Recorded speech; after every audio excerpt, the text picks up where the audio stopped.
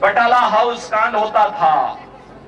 सलमान खुर्शीद जी यहां से कांग्रेस के प्रत्याशी हैं, उनसे पूछा जाना चाहिए कि बटाला हाउस कांड के जो आतंकी थे उनके साथ उनके क्या संबंध थे, किस हैसियत से वे उनकी पैरवी करने के लिए गए थे। कांग्रेस सपा बसपा के लोगों से पूछा जाना चाहिए कि बटाला हाउस कांड के आतंकियों का मामला रहा हो या फिर अयोध्या में राम जन्मभूमि पर आतंकी हमला करने वाले, संकट मोचन मंदिर पर आतंकी हमला करने वाले, सीआरपीएफ कैंप रामपुर पर आतंकी हमला करने वाले आतंकवादियों के साथ कांग्रेस सपा बसपा की सहानुभूति क्यों थी? जिन लोगों की सहानुभूति आतंकवादियों के साथ है, आप उन लोगों के हाथों में अगर देश की बागडोर सौंपते हैं तो 130 करोड़ की आबादी की सुरक्षा खतरे में पड़ती है। लेकिन हम लोगों ने देश की बागडोर ऐसे हाथों में सौंपी है जो 130 करोड़ लोगों की सुरक्षा का पुख्ता इंतजाम करते हुए दुश्मनों के माद में घुस करके दुश्मन को ठिकाना लगाने की दृढ़ इच्छा शक्ति रखते हैं। और यह कार्य किसी ने किया तो प्रधानमंत्री नरेंद्र मोदी जी ने किया। सरकार का स्पष्ट संकल्प था, हम प्रदेश के युवाओं के साथ खिलवाड़ नहीं होने देंगे।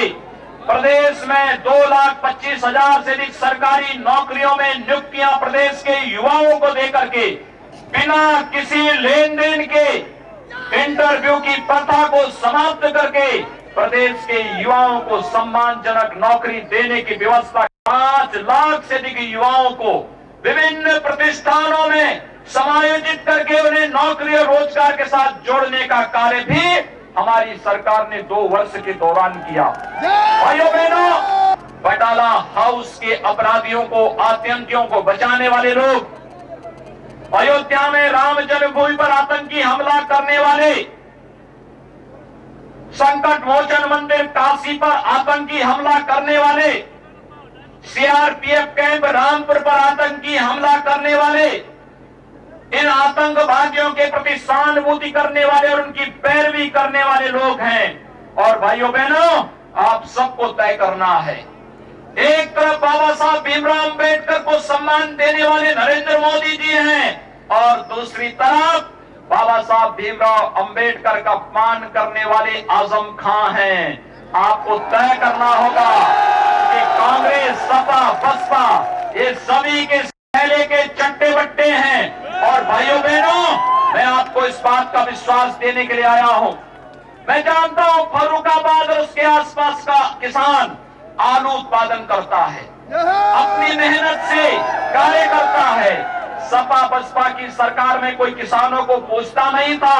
हमारी सरकार आई, हमने आलू उत्पादक किसानों के लिए समर्थन मूल्य घोषित किया और अब हमारा प्रयास चल रहा है हर पश्चिमी उत्तर प्रदेश के इन सभी जनपदों में फूड प्रोसेसिंग का एक केंद्र विकसित करके आलू उत्पादक किसानों के चेहरे पर खुशहाली ला सके। अब मैं स्वागत की कड़ी में जिलाध्यक्ष से माननीय सांसद और चुनाव, भारत के 130 करोड़ जनता के जीवन में व्यापक बदलाव करने का चुनाव है।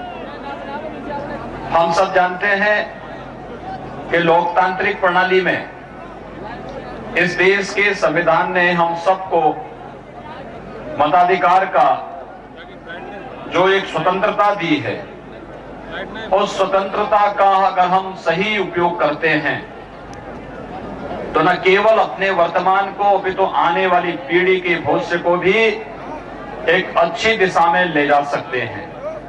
लेकिन उसके लिए अच्छा चुनाव, और मित्रों ये अच्छे चुनाव का आधार इसलिए भी महत्वपूर्ण है क्योंकि आपने 5 वर्ष पहले इस देश के अंदर से नरेंद्र मोदी जी को देश के प्रधानमंत्री पद के लिए चुनाव किया था।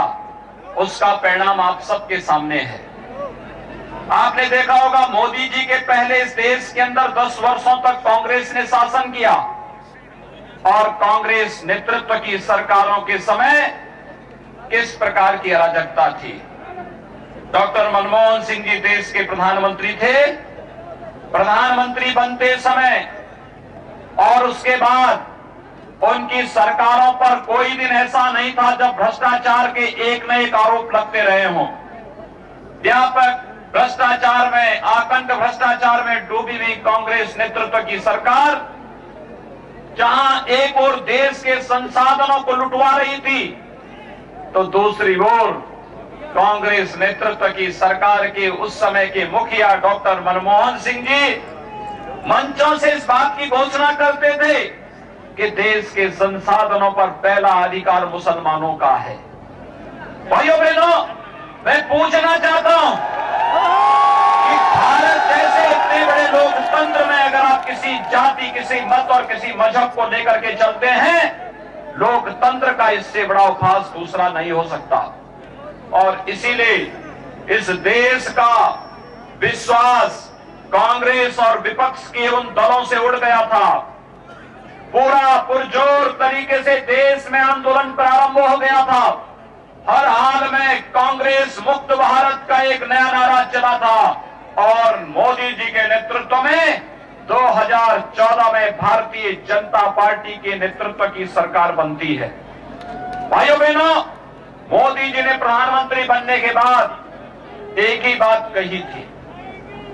उन्होंने कहा था कि हमारी सरकार किसी व्यक्ति, किसी जाति, किसी मत और किसी मजहब के लिए नहीं, इस देश के अंदर गांव के लिए, गरीब के लिए, किसान के लिए, नौजवान के लिए, महिलाओं के लिए और इस देश के प्रत्येक नागरिक के विकास के लिए कार्य करेगी। उन्होंने कहा था विकास सबका, लेकिन तुष्टीकरण किसी का नहीं।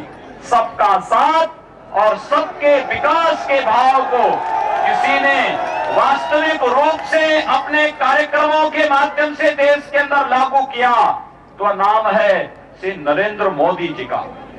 चाहे वह 5 वर्ष के दौरान 1.5 करोड़ से अधिक गरीबों को एक आवास उपलब्ध कराने का मामला रहा हो, 4 करोड़ लोगों को निःशुल्क विद्युत कनेक्शन का मामला हो, 7 करोड़ गरीब महिलाओं को रसोई गैस का निःशुल्क कनेक्शन का मामला हो, 9.5 करोड़ गरीबों को एक शौचालय उपलब्ध कराने का बात हो, या फिर 12.5 करोड़ लघु और सीमांत किसानों को प्रधानमंत्री किसान सम्मान निधि के माध्यम से 6,000 रुपए सालाना देने की बात हो, या भाइयों बहनों 15 करोड़ नौजवानों को प्रधानमंत्री मुद्रा योजना के माध्यम से आर्थिक स्वावलंबन की ओर अग्रसर करने का मामला हो, 37 करोड़ लोगों को जनधन योजना में राशन उनके अकाउंट बैंकों में खोलने के मामले हो, या फिर आयुष्मान भारत में देश की 50 करोड़ जनता को 5 लाख रुपए की स्वास्थ्य बीमा का कवर देने का मामला रहा हो।